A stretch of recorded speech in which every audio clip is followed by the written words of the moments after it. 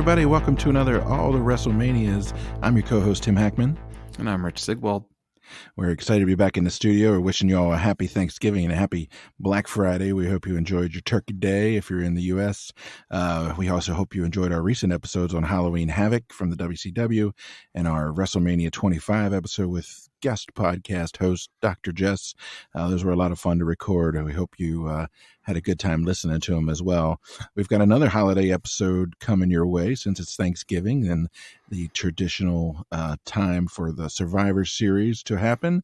And we thought we'd take a look back at a really famous one, that's Survivor Series 1997 from Montreal, Quebec, Canada. But first, we thought we'd talk a little bit about some recent wrestling that we've been to. Rich and I both had a chance to go see AEW live just about a week apart from each other and maybe 4 or 5 hours apart from each other on the East Coast. I saw them for a Wednesday night Dynamite show here in Norfolk, Virginia, and Rich saw them outside of Baltimore also for a Dynamite show the following week, right? Yeah. November 2nd. Yeah, they were a good time. This is our, let's see, third? This is my third, I think. Yeah, I think combined, both of us have now been to 3 AEW shows. And as I was telling you right before we started this, that there's something that gets lost in translation between their being at the live show and watching their product on television. I don't know what it is.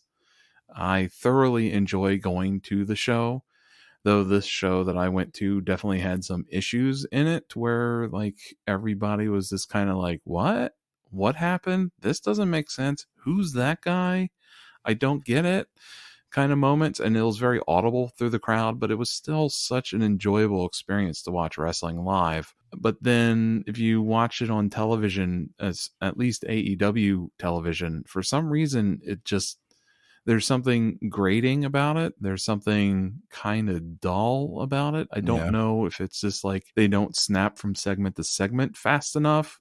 I don't know if it's Excalibur, like feeling like a drill into my forehead and like just like machine gun, rapid dropping, ridiculous move names. I don't know what exactly it is, but there's something that go out of my way to make sure that I go to an AEW show that is close to me, but I don't really make the effort to try and watch it on TV live every week. Yeah, I'm with you on that one. And I had a sort of similar experience.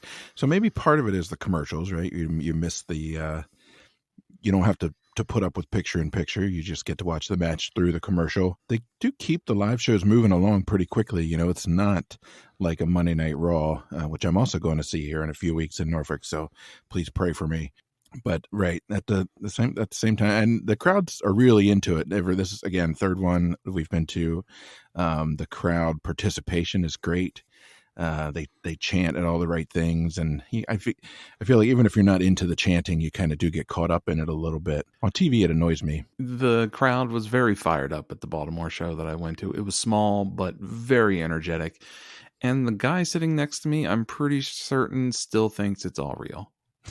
It's real to him, damn it. And it was a lot of fun to sit next to someone with that kind of enthusiasm still about professional wrestling. He was talking about, he was getting into things like there's no way Jon Moxley loses because he's got like this 60-4 record.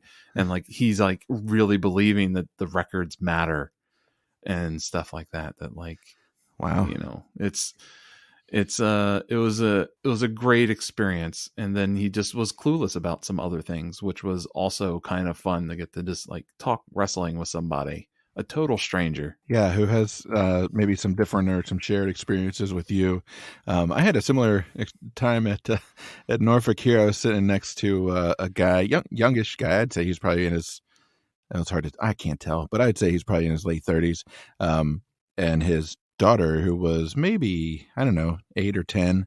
And he actually messaged me later because we exchanged business cards. I gave him our podcast card. Turns out he's a local comedian. He runs a little show out in Virginia Beach. So we may do a little crossover episode with him one of these days.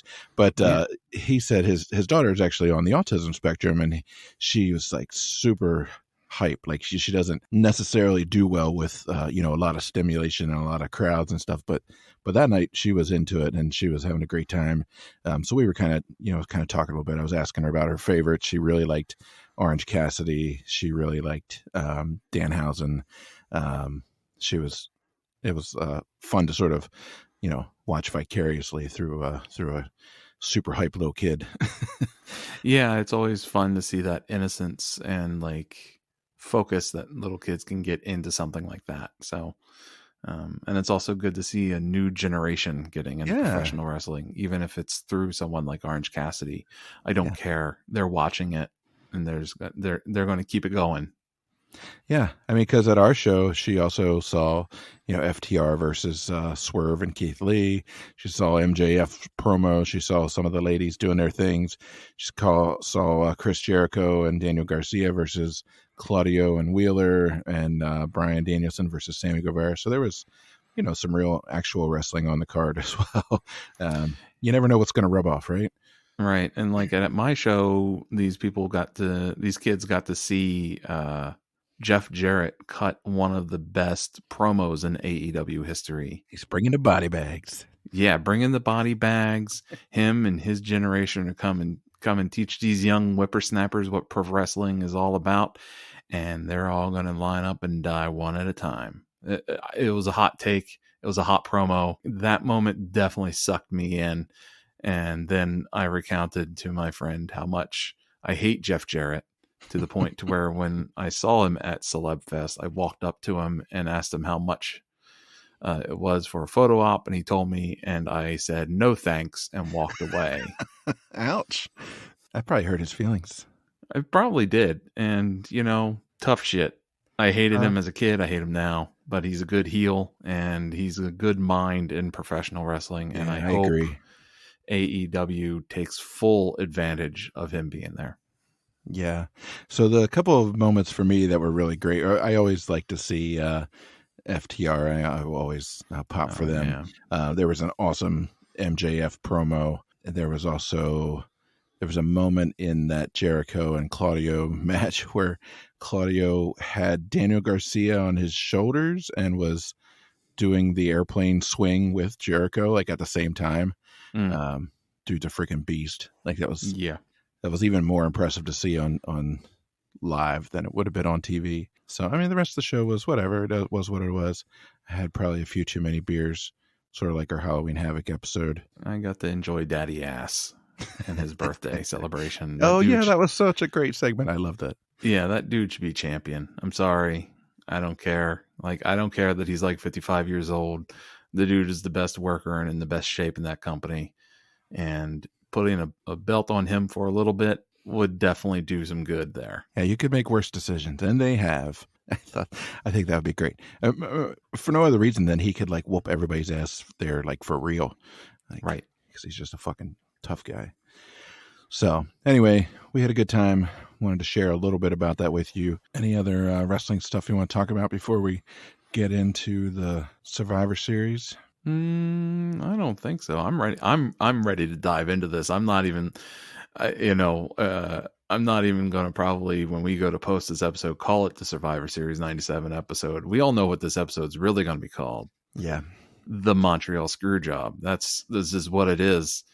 And to non-wrestling folks, you tell them the Montreal Screwjob, and they're like, is that a sex position? Is that, what is that? Do you like tickle something and talk French to me? I don't, but, that's what this show is. And that's probably mostly what this episode is going to be about, because, oh boy, I mean, here we are, like, what is it? The 25th anniversary of this show. And this week. Yeah. We're still talking about it. It's still controversial. It still makes people angry. It's possibly, arguably, the best finish ever of a wrestling match. Most controversial, most edgy. And is it real? Was it real? We'll discuss that some when we get to the match. What is real? Right. What is real in professional wrestling anyway? Does anyone know? No, it's a super important moment. Rich went full Oliver Stone this week watching this. I think he rewound that, back and to the left, back. Yeah, I mean, that segment is the Zapruder film of professional wrestling, and it's the Zapruder film of the Attitude Era. And when Vince takes that loogie to the face from Brett, it is back and to the left. Back and to the left. Is there a second spitter? Is there? From the grassy knoll.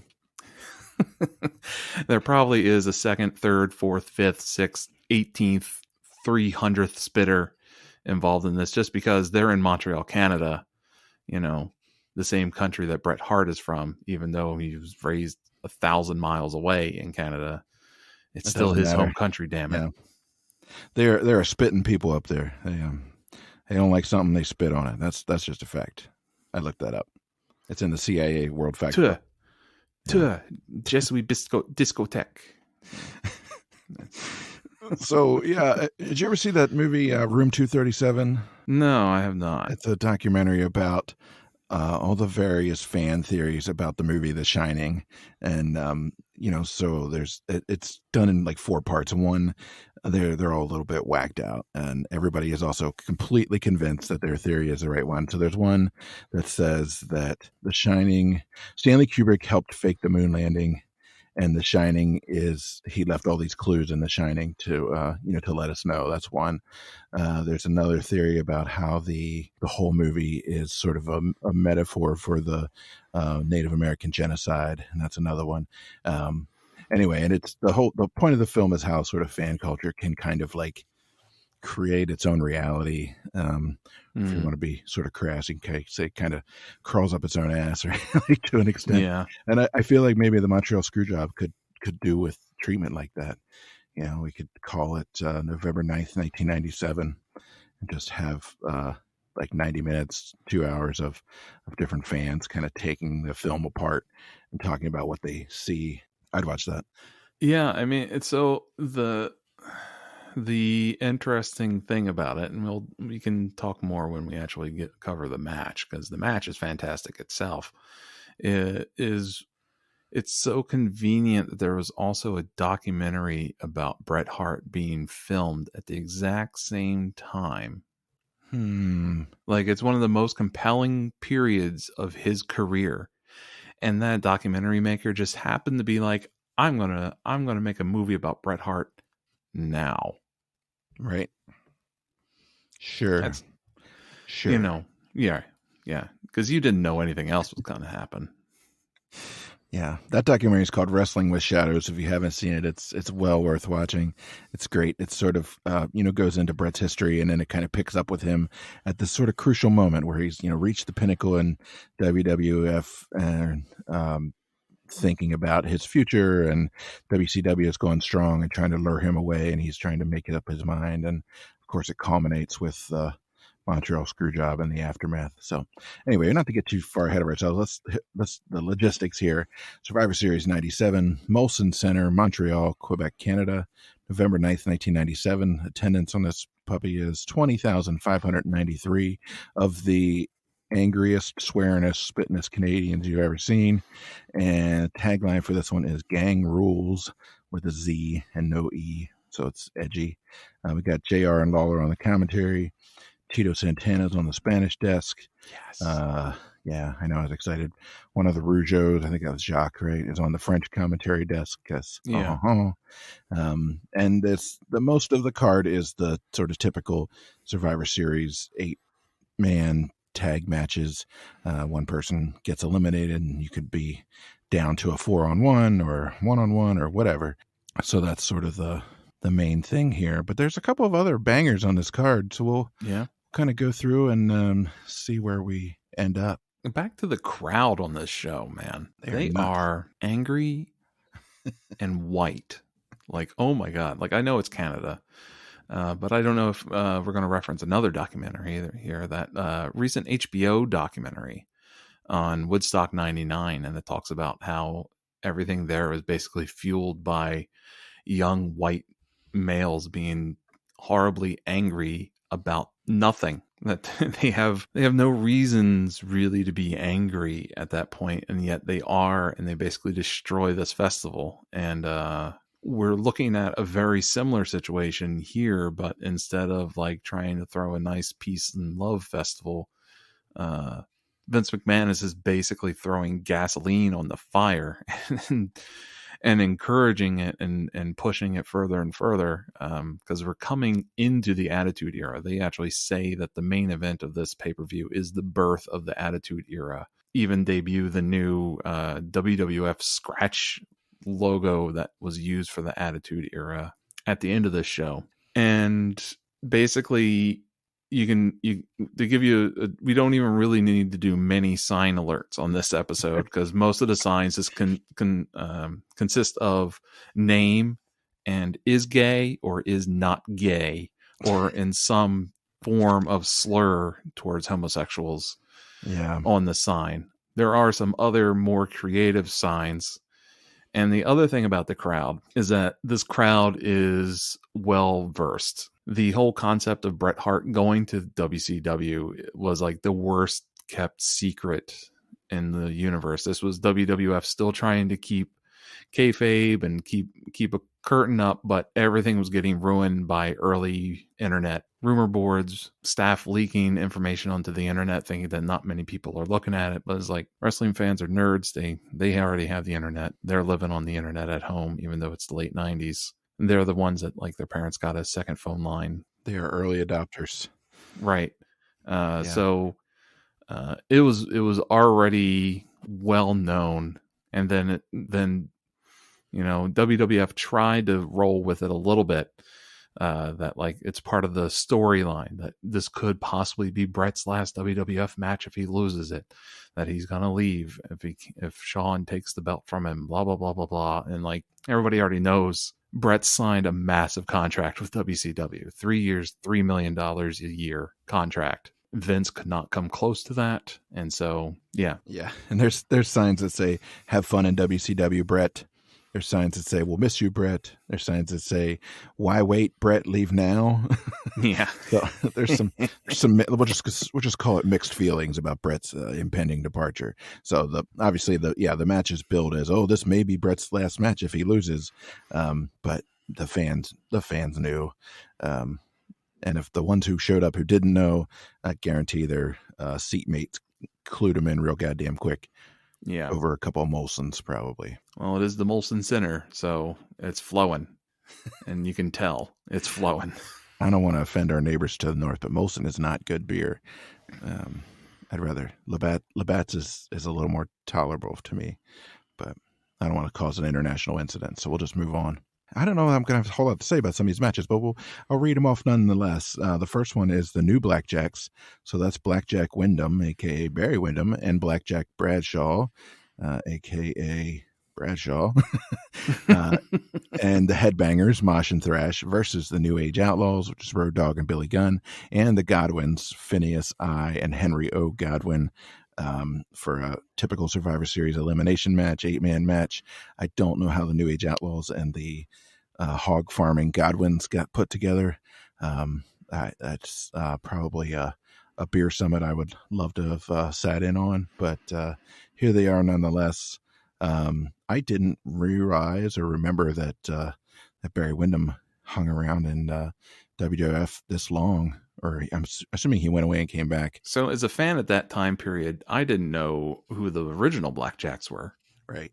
So that's an interesting thing that was happening at this time still in WWF. Like they had like the new Midnight Express also like roll up, and they had the new Blackjacks. Like these callbacks to older wrestling, and it just wasn't working anymore. Like people had moved on, the audience is younger, but they're using them as callbacks, and like, so it was like, yeah, it was interesting that, Barry Windham is the son of Blackjack Mulligan and blah, blah, blah, blah, blah. Okay, great. But I don't understand. Like, why couldn't they just be the ass kickers? Like, that's a much better, a much better name for who they are is the ass kickers. True.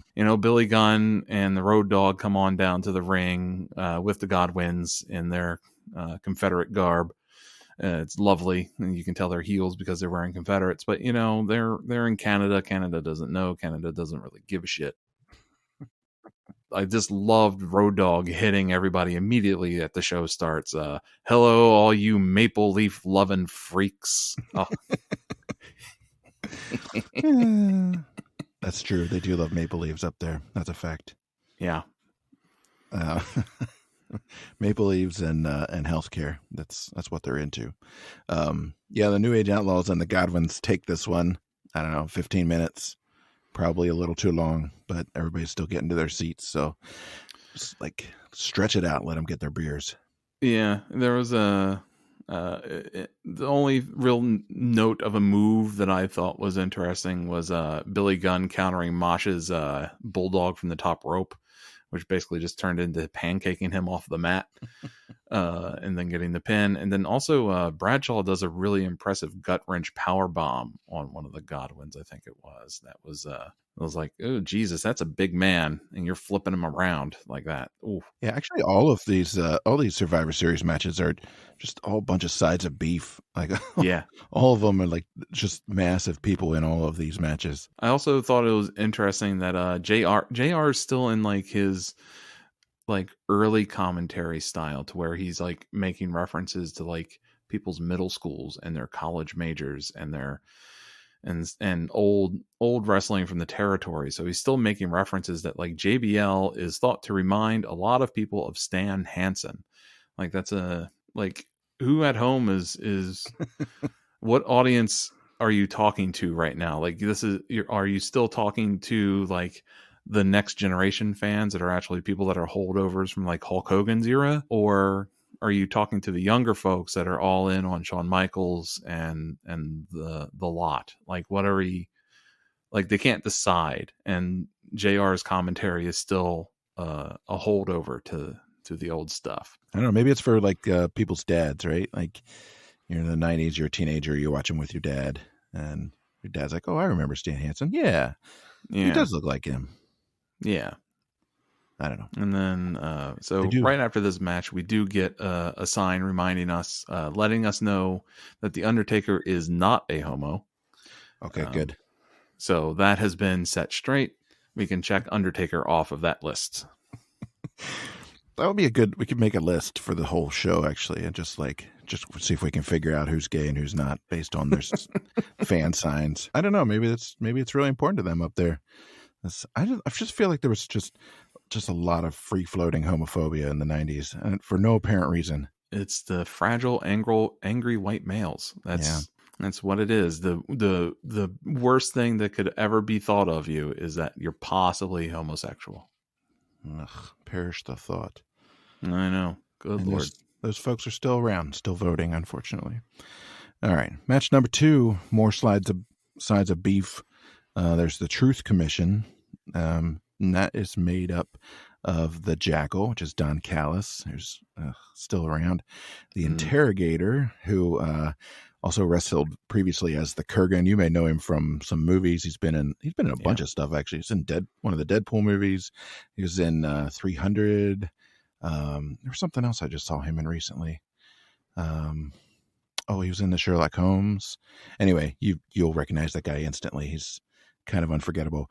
Sniper, and that is Luke Poirier, and Recon, who is Barry Buchanan, aka Bull Buchanan, who we've seen in some of WrestleManias. So there's layers, man. And they are wrestling the Disciples of Apocalypse, which is a motorcycle gang. Another Crush gimmick. Yeah, another Crush gimmick. It's Crush, Change, which is Brian Harris, aka Fake Undertaker, 8-Ball, and Skull. And 8-Ball and Skull are actually Donald and Ronald Harris. Good old Don and Ron, Donnie and Ronnie. Combined weight of everyone in the ring, 8,000 pounds, I think.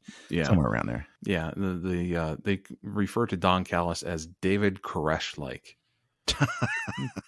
Too soon. Cutting edge, ripped from the headlines here. Whew. Yeah, and it's funny. I took a note that I can barely tell any of these guys apart, and then JR says, "I can't tell them apart."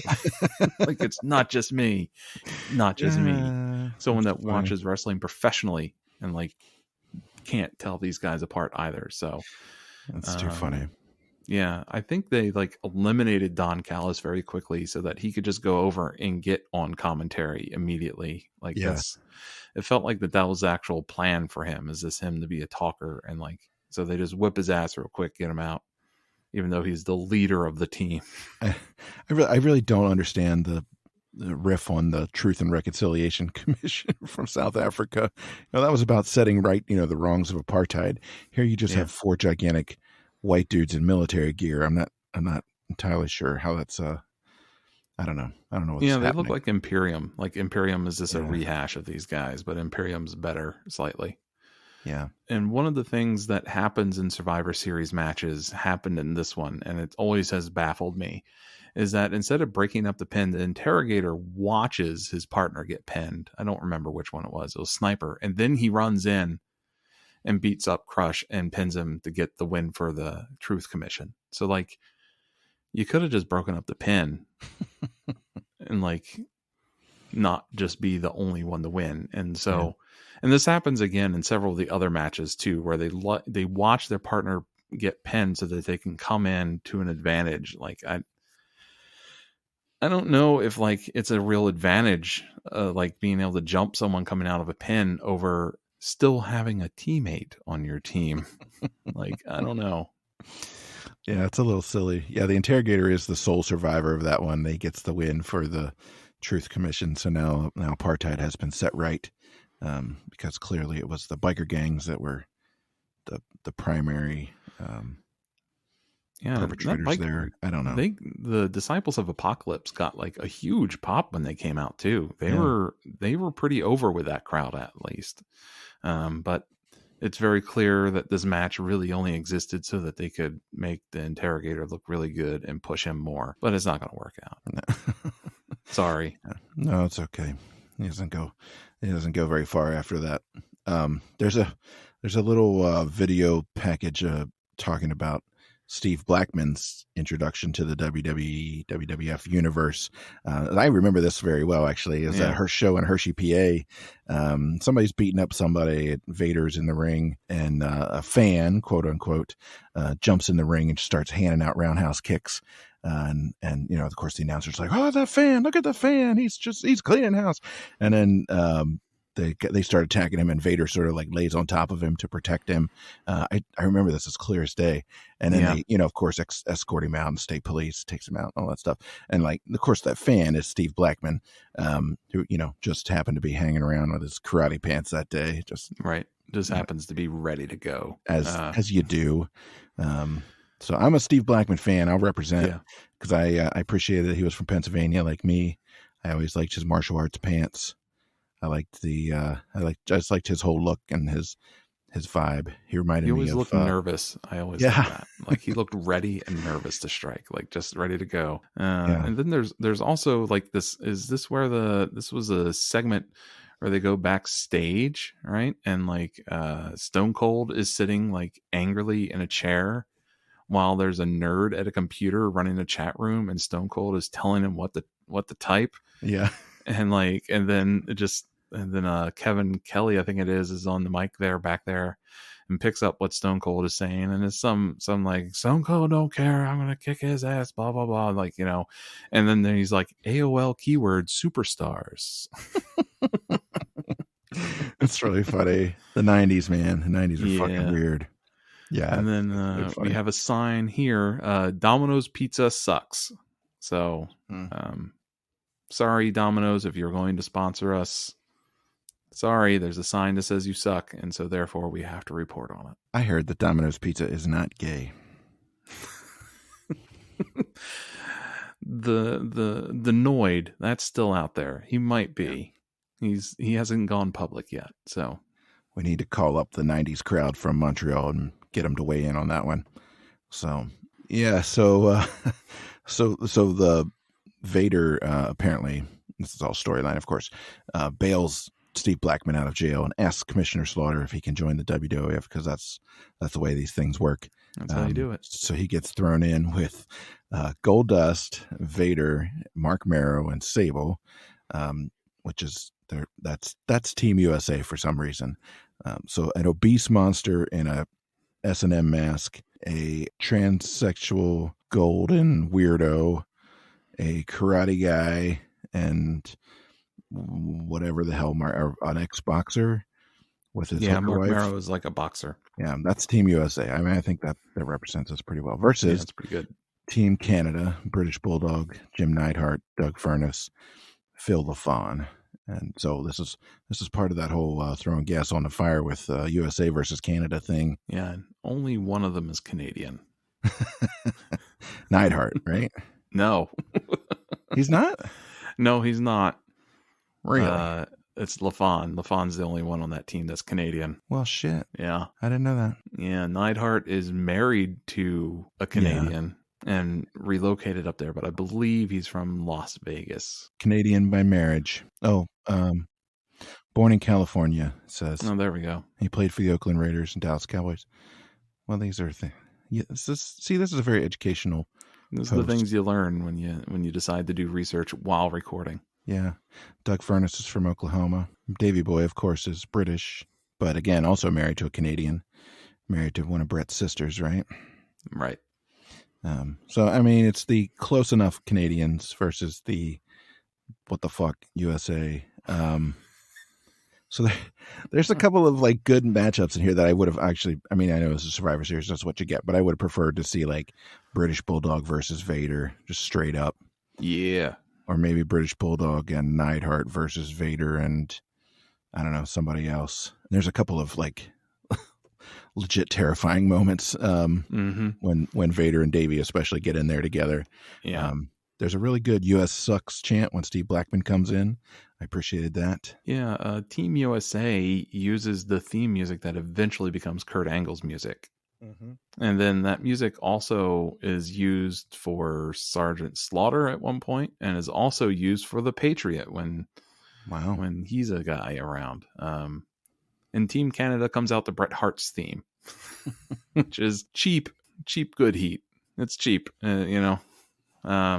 Yeah. And this is an interesting match because it's hard to tell who's face and who's heel. And at this time, this is something that Bret is actually using to his advantage. He's trying to be heel in the US and face in Canada. And he's doing a pretty good job of it. And it's an interesting concept to where like geographically wherever you are geographically determines whether you're a good guy or bad guy. That's really cool. And it's happening in this match too, because if this match was just 100 miles or so south in like Buffalo or something like that, Team USA would be face barely, and Team Canada would definitely be heels. They're all heels. I kind of like this match. It has all the classic Survivor Series things. They have the breakdown. They have the countouts. Blackman gets counted out because he doesn't know the rules of wrestling yet. Blah blah blah. Right. He doesn't know, sure. And he's like only been in for 2 weeks, and some of that time he was in jail, so just saying. Yeah, but he's watched wrestling before, right? Like he's I don't know. You don't buy tickets to Monday Night Raw in Hershey, Pennsylvania if you haven't watched wrestling before. So, like everyone really sells big time to LaFawn in this match too. I don't know if you noticed that. Like everybody was putting him over, just like going down, taking his hits. Like Vader like goes down to him, and it was really weird to me. And then also they're like Furnace too. They're like Vader gives up a belly to belly suplex to Furnace. Like it doesn't look right. And then like JR has to step in on commentary and be like, well, Furnace was a world-class power lifter before he was a wrestler, just so that you can comprehend the fact that he was able to pick up Vader like that. This was a weird match. And then you have the classic of Goldust walking out instead of participating. And he has an FU painted on his face. I guess that wasn't an indicator to the rest of his team. I guess, but apparently he had told everybody that it stood for Forever Unchained. Sure did. And then in another instance, Bulldog watches his teammate get pinned by Vader, and then as Vader's getting up, Bulldog sneaks into the ring with the ring bell, clocks Vader in the back of the head, tosses the bell out, and then gets the win. And I don't understand how the ring bell being used as a weapon doesn't occur to the ref that like, oh, he indicates for the bell to be rung to end the match. Oh, the timekeeper can't ring it. I wonder where it is. Oh, it's right there next to Davey Boy pinning Vader. So I don't get it. How is that not? We have lots of sketchy rules through this whole show. Like, how was that not a disqualification? It's pretty obvious if the ref had an IQ over 60. So My theory is that anytime you get like 8 people in the ring, like all the rules just go out the window. Like, because who can keep track, really? Just in this time period, if there's more than one person in the ring, they throw out all the rules. Well, it's like AEW now. Right. So, the winner of that one is Team Canada because they're in Canada. So that's exciting. Canada, and the likes crowd it. Goes ape shit. Yeah, that crowd was. That's a hot one. I'm just really glad that that Steve Blackman jumped in the ring, so that he could be added to the roster like that. The next match is a really good one. I was kind of blown away, honestly. Kane with Paul Bearer versus Mankind. So you've got the two freak shows of the league of the WWF. There's an absolutely bananas promo from Mick. Oh my God, that is such a good promo. It's so good. He's just right. He's just over the edge. He's like, this guy is legit crazy. It's all bets are off. We don't know what's going to happen. Yeah, it's something like, some people ask me, how am I going to fight him? How am I going to fight a brick wall? Why would you fight a brick wall? It's like, well, I have to fight a brick wall. And I know I'm going to lose to the brick wall, but if I don't, the walls come down. Like, he's losing his mind. It's so good. Great. It's so great. Good. Why don't you go around the brick wall? I have to go through the brick wall. So he's like talking to himself in this whole thing, and then he just ends with a very unsettling "Have a nice day," and like walks away. Oh man! And and before that, they set up a montage of Kane's debut, which is impressive and awesome. It's very well done video package, because this is actually Kane's first match. Yeah, that's right. All the other times that you've seen him before this, he's just showing up and wrecking people's lives. He's not actually fighting or like officially in a match. He's just showing up, interfering, beating the crap out of you, and rolling out and leaving the lights all red. This is a hot one. They leave the red lights on for the entire match, which kind of adds a little bit of atmosphere to it. A little sense that this is something's not quite right. Something's amiss, and they just it's just pure violence, really. Mankind puts up a good fight, but he's fighting a brick wall. He doesn't really have a chance. What are you gonna do? Yeah, this is a rough match, and like at one point, Mankind starts pulling out his own hair to get motivation to Hulk up. That was a good spot. And then Mankind is standing on the edge of the ring, and Kane just throat punches him to throw him through the announce table. Like, oh God, he goes flying. And I don't think Tito Santana was ready for him to hit the Spanish announce table, because Tito goes down and they're very concerned about Tito. You killed Tito. Yeah. Bastard. Yeah, it's bad. This is a real rough match. It's a classic Mick Foley match, and it's a hell of a in-ring debut for Kane here. I enjoyed this match quite a bit. The red light annoyed me just a little bit, just because I felt like I was missing some of the action. Yeah, it's a little hard to see. Mick eventually takes a tombstone, and that's all she wrote for him. There's a classic Kane sit-up spot in this one that was really good. There's a lot of good stuff in there. We won't ruin it for you. I recommend, of those stuff on this card so far, that's the first one I'd say that's probably really worth watching. Yeah, that's a match to pay attention to, is that match. Yeah. Back to another Survivor Series elimination match. This is Ken Shamrock, Ahmed Johnson, the Legion of Doom, of course, Hawk and Animal, versus the Nation of Domination. So we've got the Rock, Kama Mustafa, a.k.a. Charles Godfather Wright, a.k.a. Papa Shango, a.k.a. 1,000 other gimmicks over the years. Good old Farouk, Ron Simmons, and then, of course, D'Lo Brown to round out the four.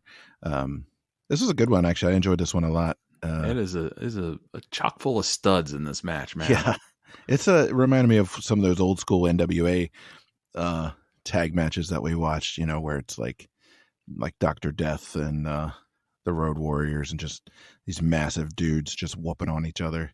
Because probably Ken Shamrock is definitely the smallest guy in the mix here, and then probably D'Lo Brown after him. Yeah. So like everyone is massive. Everyone is like just laying it in. There's great Rocky sucks chants every time the Rock tries to do anything. There's this one's a lot of fun. I enjoyed this one quite a bit. Yeah, I like this match. Every time I see a Ron Simmons match now, I think of that line from his interview with Stone Cold, where he says, "Yeah, I don't injure people, but if I gotta hurt them to make it look real, if I gotta punch you, to make it look real, I'm gonna punch you and make it look good." And like that's all I could hear and all I could see through this whole match. Every single one of his things, man. And same with the Legion of Doom. They were working a little snug, and Ken Shamrock was, and Ahmed Johnson was taking some real stuff. That was good. And like JR is referencing Ron Simmons' like real life background, so that was interesting. Like that JR is breaking kayfabe a little bit, like talking about the real life of these guys. And this match, you see some early Rock coming through, especially in ring tactics. So Rocky uses the rock bottom on Hawk and eliminates Hawk that way.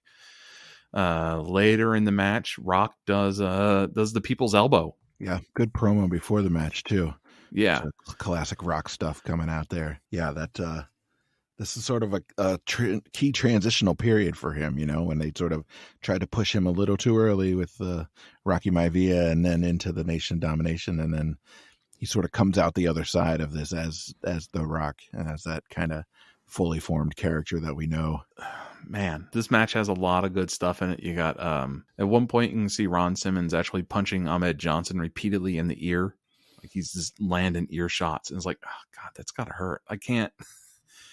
And then like Ahmed takes a Pearl River plunge from Ahmed Johnson and gets eliminated, but Farouk just isn't leaving.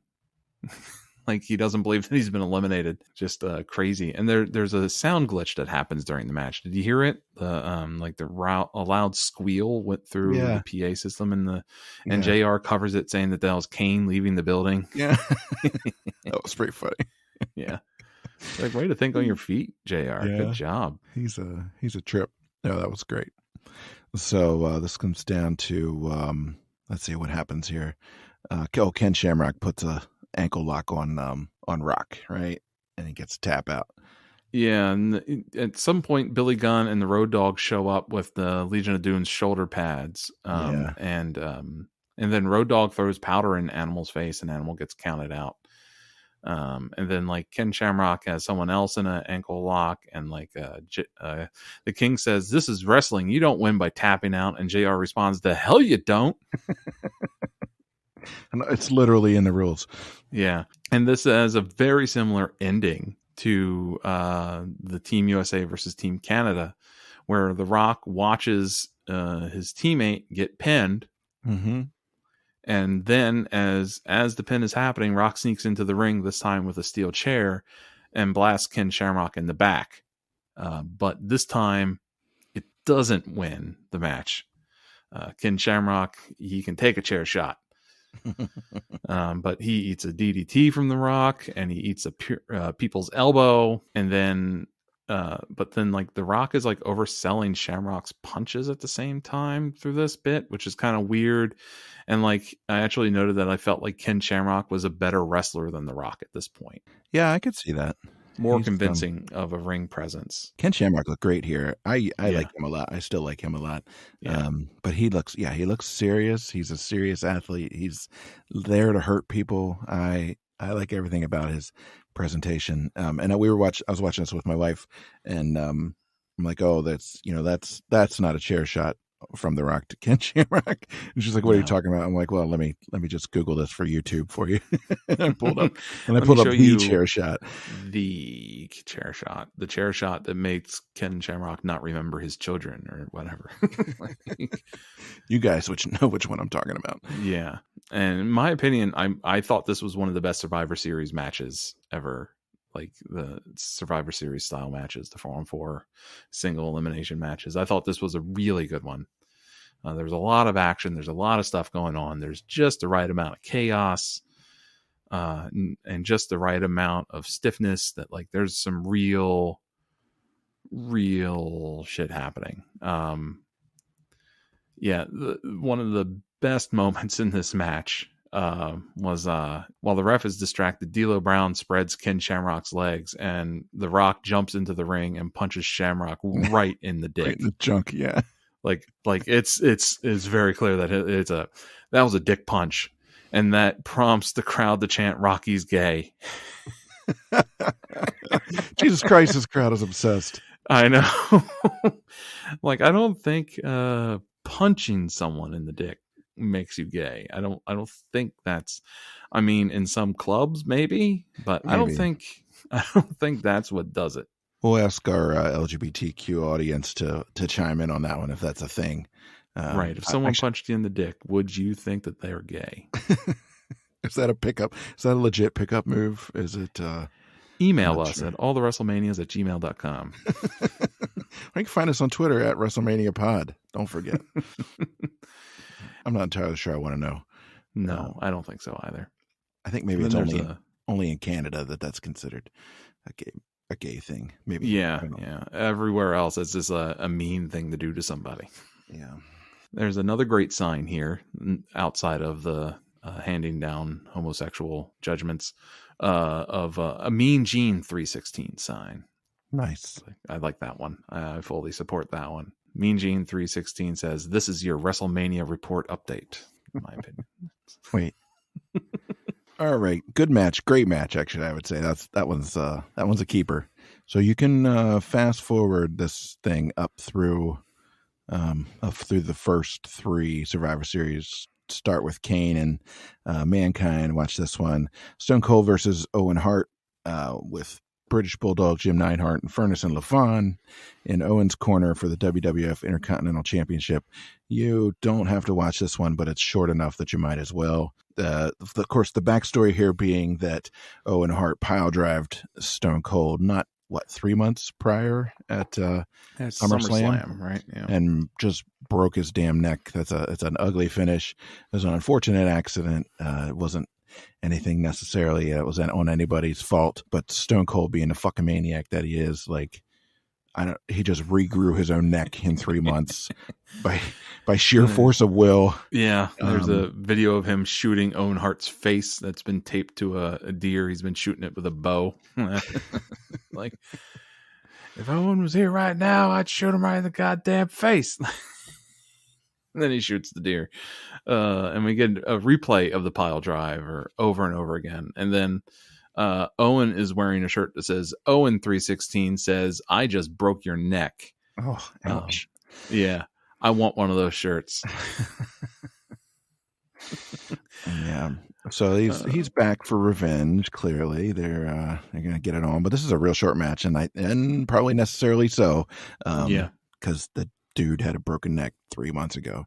It's a little over 4 minutes, actually. I mean, Stone Cold looks good. Like, he's maybe moving a little more stiffly than you would remember. But he's doing his Stone Cold thing. The crowd is on Owen's side for the most part. Yeah.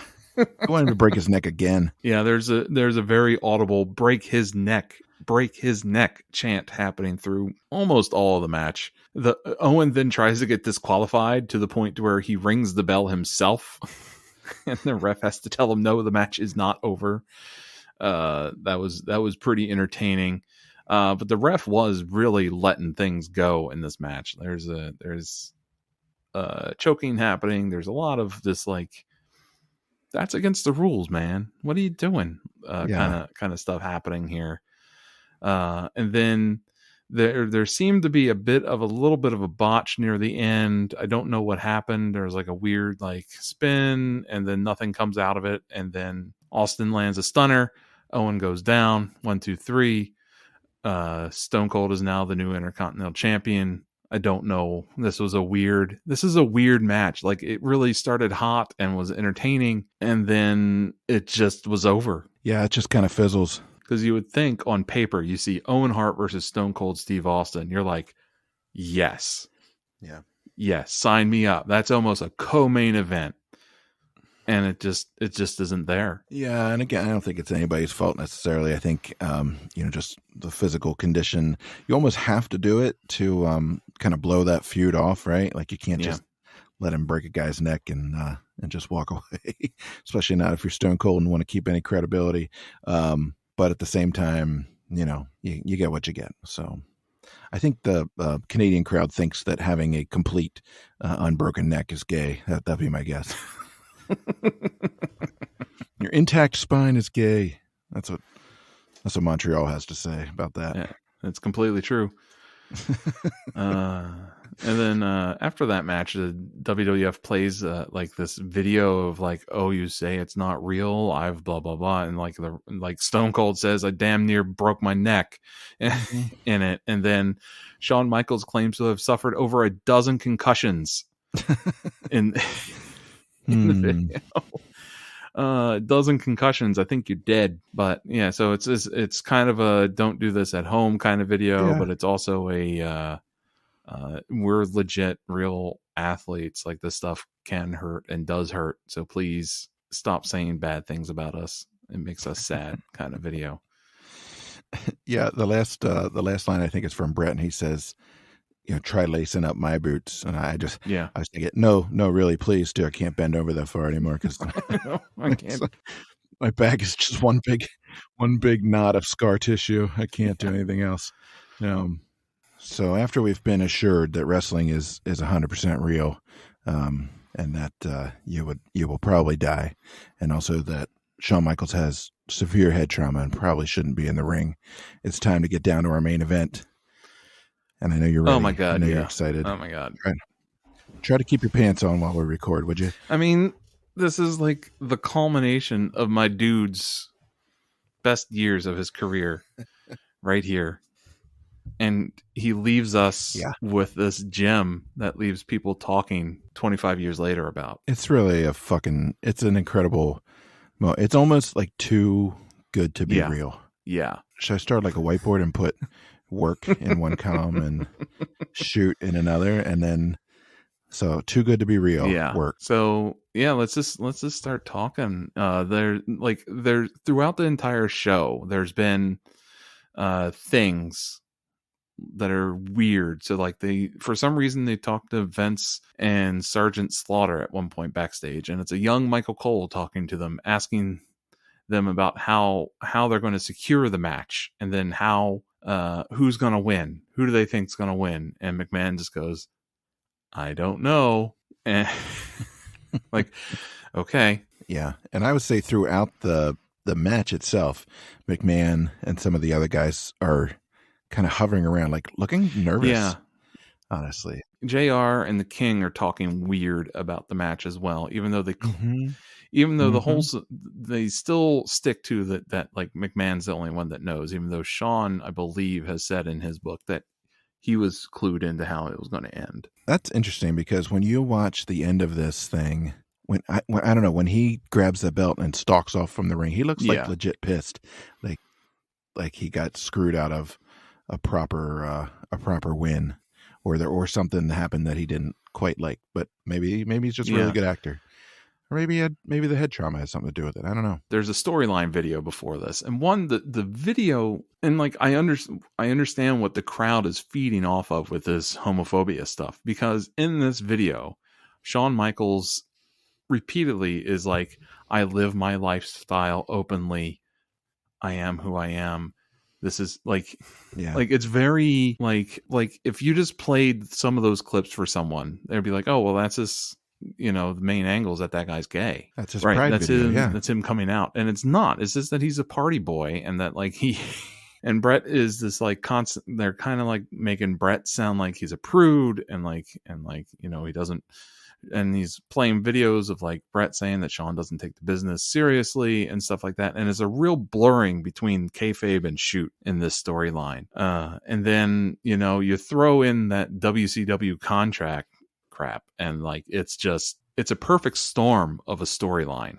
Yeah. So everybody and their mom knows that Brett is the champion and is leaving WWF. Everybody knows that they need to get the belt on the Shawn somehow. How do you get Bret to lose in Canada, stay face, stay heel in the US, preserve the Hitman character? You screw him over. That's what you do. This is what you do.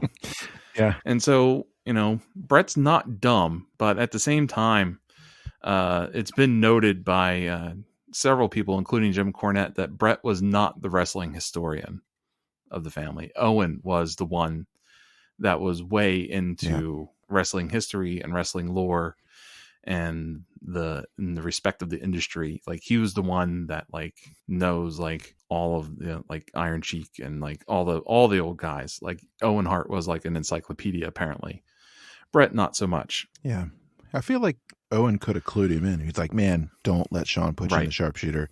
Like, that's the move they're going to use, clearly. But I mean, if it hadn't been the sharpshooter, it would have been something else. They would have called a near fall as a 3 count and rang the bell, or they would have done a fast count to disqualify or whatever. There's other things in this match that are like little flags, and we should talk about the match and like the whole thing first here. Like, like I forgot that Shawn Michaels was the European champ coming into this match. Yeah. So this was a belt versus belt, and Shawn is doing a ton of stuff to make sure he has huge heat with his audience. He's rubbing the Canadian flag on his crotch. He's picking his nose with the flag. He stops fighting at one point and just like yells at the fans in the front row. He's talking shit to them like it's an indie show at a fire hall. Like, and you can see like security like sneaking down ringside and holding some of the fans back because they're ready to jump the barricade to fight him. They're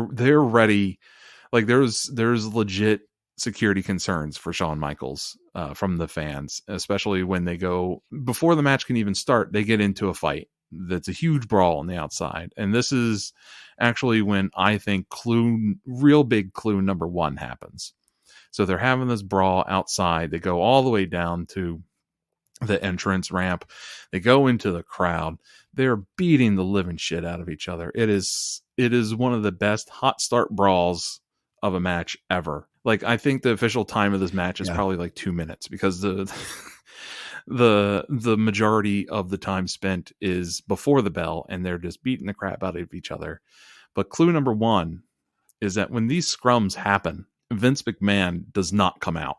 It's Sergeant Slaughter, it's Pat Patterson, it's Jerry and Jack Briscoe, it's Rene Rougeau, and like just all it's the standard crew that you see. But this time Vince is out there, and Vince comes and just starts screaming at them, get in the ring. Mm-hmm. So that's clue number 1 that something fishy's up, is when Vince is getting involved in breaking up a scrum like this. And there's some great moments in this scrum too. Like, Shawn punches Pat Patterson right in the face, sends him down. Bret punches Tim White and another ref. Like, they're beating the shit out of everybody around them too for trying to break them up. It's so good. Yeah. It's violent. So Bret has the upper hand for the first kind of 2 things where they like just dump into the into the crowd and fight into the crowd. I was legit concerned. Like, I was a little scared. There's anyway, and then they sort of get a little reversal, and Shawn gets the upper hand, and they get back into the crowd. Shawn takes a couple of body drops over the railing, over the guardrail, like a couple of tough ones too. Then the fans are getting into it to the point where they're throwing weapons to Bret. Like, one fan throws Bret a Quebec flag and uses it to choke Shawn after the match has started. So here's clue number 2. Bret is openly choking Shawn Michaels with a flag in the ring, and Earl Hebner isn't even counting on it. He's just watching it happen, and the bell is rung. The match has started. Yeah, they're waiting. They're waiting for the actual finish, right? It's like everything else is secondary because they know what's coming up. And then they go outside of the ring, and like Shawn spits on the fans. He spits on the fans, and then he breaks Bret's flagpole and starts beating Bret with the broken flagpole, and the ref does nothing. And the ref is just following them outside. He's not even counting for a count out or anything like that. So something really fishy is up now. Because if Earl Hebner supposedly, had told Brett that he wasn't going to screw him, he wasn't going to be a participant in it, Earl could have stopped it and disqualified Shawn 10 times before they got to this finish. Easily. And then let chaos unfold after that. Then eventually, finally, there's a rest hold. Oh my God. Finally, Shawn has Brett in a front headlock laying on the mat. It's finally okay. Yeah, he could finally start to breathe. And then, but eventually Brett gets Shawn in the classic figure 4 around the ring post on the outside of the ring, which, God, that looks horribly painful. Yeah. Yeah. He just keeps going to work on that knee of Shawn's. Just working on it. It's fucking awesome. He gets into the, I don't know, I'm not trying to jump ahead, but he goes into his 5 moves of doom. He's the bulldog, the second rope, the Russian leg sweep, the backbreaker, all that shit. I love that stuff so much. That's one of the greatest things about Brett for me is that sequence. And I know it's like I don't know, it's like a coda in music that is familiar, and it's like coming home to rest. You're like, oh yeah, here we go. I know how this goes. I know where this goes from here. It flows beautifully. All the moves flow together, and he does them close to perfectly every time. There's the snap suplex, the elbow from the second rope, the Russian leg sweep, the figure 4. It all looks so good. Flair had an amazing figure 4 lock and how he executed it, but we cannot discount how good Brett's figure 4 looked, and Shawn sells the hell out of it to the point where you can see inside of his mouth and see that his partial is loose and floating around in his mouth. But Hebner's not really doing much. He's occasionally asking Shawn if he wants to quit, even though Shawn is screaming. So Hebner knows something is up. Hebner knows, he's about to be the center of whatever fuckery is about to happen. Because Shawn is in that figure 4 for a very long time, but it doesn't end the match. And that's another point to where Hebner could have saved Brett. Yeah. He could have rung the bell early for him. They get out of that, and Brett lands that suplex, and Shawn uses the ref as a shield for the famous second rope elbow shot, and then Shawn slaps that sharpshooter on Brett, and Earl points at the bell immediately tells him to ring the bell. You can hear him screaming, ring the bell. And he gets the fuck out of there. Yeah. That, it's crazy. Watching him slap that sharpshooter on, it's like, you can just see it. Right. And it's so familiar at this point, and to, wrestling nerds have seen it roughly 900 times, and you just, I don't know. It's like, it's still a little bit surreal when you see it happen, and there's something that's so compelling about it. I can't quite put my finger on. It's fantastic. And so you can tell during the match that Lawler and Ross really aren't clued in on it. You can hear Lawler and Ross both repeatedly wondering why a disqualification hasn't happened. And I think that's because if you watch that Wrestling with Shadows, they have audio in that documentary of Vince McMahon agreeing with Brett, saying the match will end with a disqualification and then you'll surrender the belt on Monday Night Raw the next night. Yeah. So Lawler and Ross repeatedly in the action are looking for a disqualification, and the disqualification, though I think spot was supposed to be like a scrum, like Triple H and China come down and get their nose in the business. Well, that's what Brett suggests on that video. He's like, oh, we can have a schmaz or whatever. I think is what he says. Pat Patterson says, yeah, that's a good ending for this match. Yeah, which I agree. I think it would have been. Yeah. So, as far as stuff is that Brett's character is already angry and untrusting of Vince and Shawn coming into this match. Both of them had done things that should have been blatant disqualifications. Brett choking Sean choking Brett, Sean using a broken flagpole.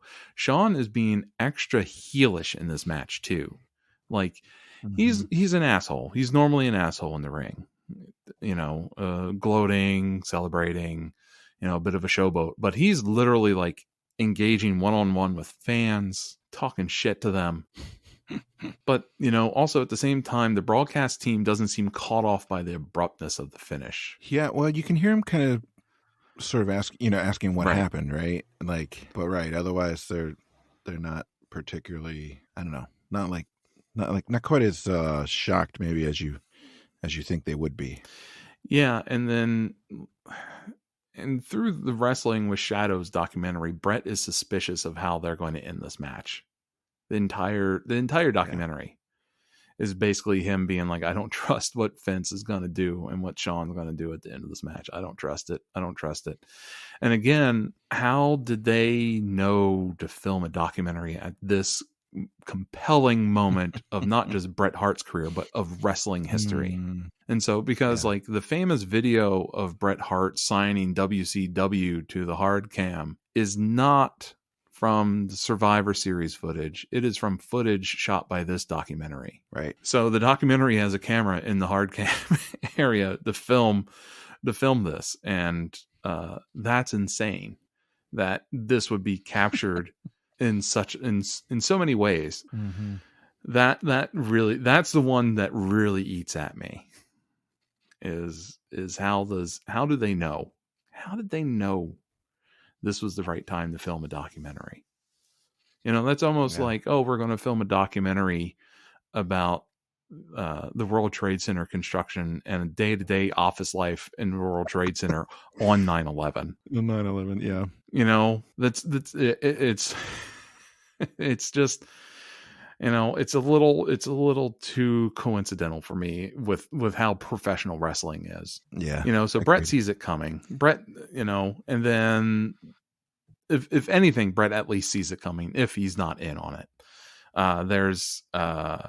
Brett also he mentions this in the documentary, that he has reasonable creative control over his character in the last 30 days of his contract. So why did he not sue Vince after this for breach of contract? Because Vince clearly ignored and broke a vocal agreement to how everything will play out. Why not sue him? I mean, maybe, yeah, it's hard to say. I mean, maybe there's a good chance he just wanted to be away from it, right? Just be done. But yeah, I don't know. If you want to get really conspiracy theory in it, if you watch, Brett sits in that sharpshooter a little long before attempting to reverse it, as he claims was the finish.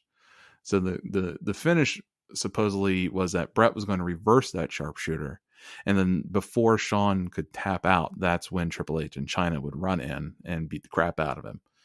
Have a schmaz, as he calls it. So end of the day, you have to pick a side, work or shoot.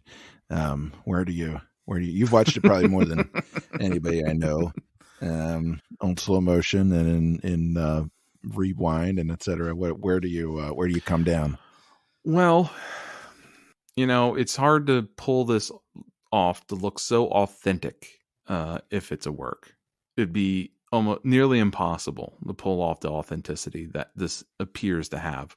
But if anyone was to pull it off to make it look this authentic, it's going to be Bret the Hitman Hart. Because Bret's promos always felt real. It was very hard to distinguish his Hitman character from his individual persona. The thing that also crawls at me is that at the very end of the documentary, the Wrestling with Shadows documentary, the very last line is, the Screwjob was a fitting end to the Hitman character in the WWF. Oh, yeah. Oh, really? Just how fitting, right? Also, you said character. Right. So... But at the same time, the documentary is the reason why we know that Bret Hart went into Vince's office and knocked him out. And because you see, Bret says that he did, and then a few minutes later, you actually see Vince walking very stumbly down the hallway, like he just been clocked. Yeah, and then looking Right. kind of And then dazed. in the interview that he does on the next Monday Night Raw, where he says Brett screwed Brett, Vince has a black eye, Yeah. but you only know that came from Brett because of the documentary. And so I feel like that is actually the biggest thing. So if Brett punching Vince had been also worked into the storyline and the aftermath of the screw job, I would say that was probably a complete work. At this point, I'm saying that it was a work by Sean and Vince, and Brett didn't know. So it was a shoot to Brett and a work to everybody else. That makes sense. Well, I mean, and what ends up happening is that whole moment, this is maybe another argument in favor of it being work, is that whole moment sort of gives birth to the Mr. McMahon character, the evil CEO, right? The guy who's out to not just manage the company, but screw over some of his best talent. And of course, most famously, the feud with Stone Cold, turning into some of the most compelling and best rated money drawing TV that the WWF ever did. And like without that Screwjob moment, you don't have, I mean, you maybe could have manufactured something, but it's hard to think of a character or a performer more beloved than Brett, to whom that kind of betrayal would have generated that kind of response and that kind of heat. You know what I mean? Like he could have screwed over whatever, Davey Boy Smith or something, and fans would have been like, oh, boo. But like the total betrayal of Brett, who, for many people is the epitome of WWF at this time, and the epitome of what it means to be a superstar professional wrestler. And then the kind of leaning into it after the fact and continuing the feud with the next guy in line, Stone Cold, is really what made them their money. The other thing that makes that pushes it for me right down the line is just that knowing Brett and his work, he would never surrender whether he knew this was happening, to protect the industry and to protect the story. Because you're right, this moment is the birth of the Attitude Era. This is it. This is the hard stop of the next generation, and is the birth of the Attitude Era, and the cursing and the can't trust anybody, the screw Stone Cold Steve Austin. It's you got The Rock coming, and you got Vince McMahon, super evil dick Vince McMahon, Mr. McMahon, just screwing everybody over, looking for any way to get himself ahead of everybody else, to make sure that everybody knows that he's top dog. And if it came out that Brett also knew that this was a work, that Brett knew that this was how the screw job was going to happen, all that would get lost. All of that whole concept. And so, that's probably the reason why we still talk about it now, because it would completely destroy the magic of the moment if Brett suddenly said, yeah, I knew this was the plan the whole time. That's why I had a documentary following me.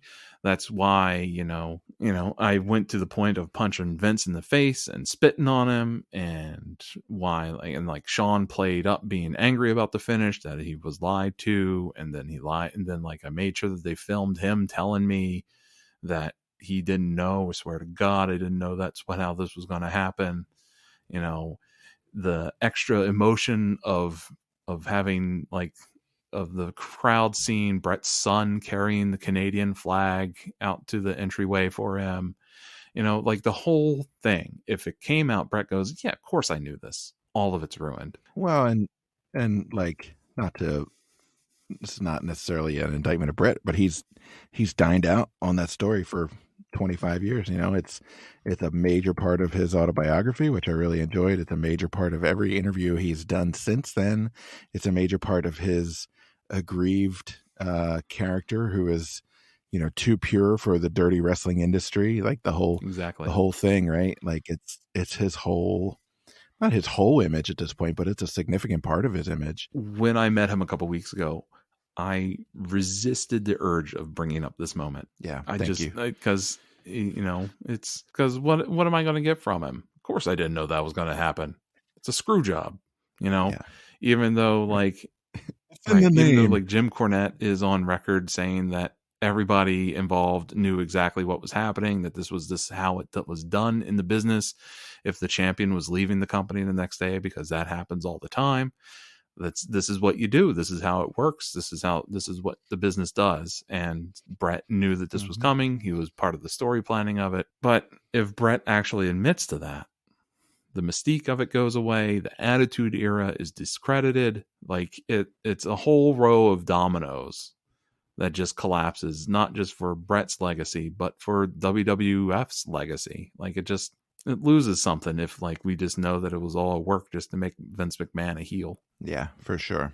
Obviously a super important moment where I'm really glad that we went back and watched it, but still, one of the high watermarks for professional wrestling, the 90s professional wrestling, and all of professional wrestling that follows. And of course, a key moment in the legend, the story, the myth of one of our all-time favorites. If everybody knew that Hulk Hogan was leaving WWF at a certain point and he was champion, do you pull this shit on him? But it works better with Brett because Brett was such a serious guy. His character was serious. He took it serious.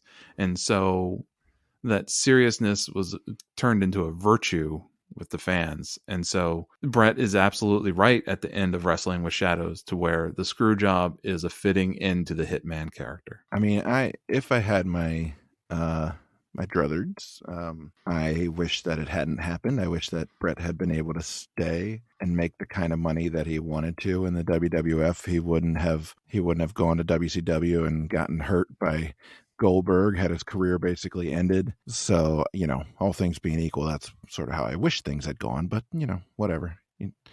It's not much you can do about it. But it's such a great moment to have. As it is, it's a really fucking great moment. Yeah, I gotta say. It doesn't get much better than that for a wrestling fan, to be honest with you. Like, it doesn't. And then as a Bret Hart fan, too, like, you hate to see your man go through something like that. Oh, my God, that's horrible. You can't help but like get emotionally connected and sucked in. And like I watched this pay-per-view twice in preparation for this. Plus I watched the documentary. And then, but this was probably like the 5th or 6th time watching it. And I also watched it when it first happened. And every single time I'm just like, oh my God, they pulled that off. My God. Wow. At the end of every episode, we'd just like to take a moment to pay tribute to the men and women we've seen who are no longer with us. So our in memoriam section for the 1997 Survivor Series from Montreal includes referee Timmy White, Crush, British Bulldog, Jim the Anvil Neidhart, Doug Furness, Big Van Vader, Paul Bearer, the Road Warriors Hawk and Animal, Rick Rude, and Chyna, and of course Owen Hart.